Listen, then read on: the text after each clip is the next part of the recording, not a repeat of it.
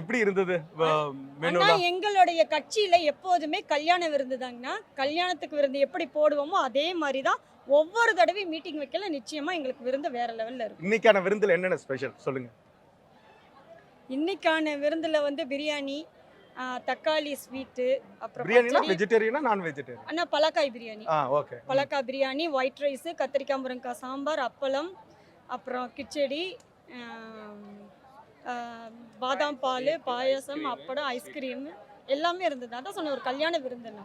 அவ்வளோதான். வேற லெவல்ல இருக்கும் எங்களுக்கு எப்போதுமே. சரி, இதுக்கப்புறம் தாவேக்காவோட செயல்பாடுகள் எப்படி இருக்கும்? நீங்க உங்களோட இப்ப நீங்க விஜயோட பேச்சு கேட்டதுக்கு அப்புறமான உங்களுக்கு எப்படி இருக்கு? உங்களோட மனநிலை இப்ப எப்படி இருக்கு? எங்களுடைய மனநிலைன்னா இதுக்கு மேல தான் இன்னும் நாங்க வேகமா செயல்படணும். ஒவ்வொரு காரியத்திலயும் கவனமா இறங்கி செயல்படணும்னு எங்களுக்கு இருக்குங்க.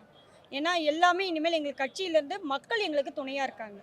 என்ன செஞ்சாலும் என்ன பிரச்சனை வந்தாலும் பாதுகாப்பா மக்கள் இருக்காங்க. எங்க கட்சி நிர்வாகிகள் இருக்காங்க. தளபதி எங்க கூடவே இருக்காரு. அதனால வேற லெவல் இனி இறங்கி செய்வோம் எல்லா வேலைகளும். இனி கூடிய சீக்கிரம் இன்னொரு மாற்றத்தை எதிர்பார்க்கலாம்.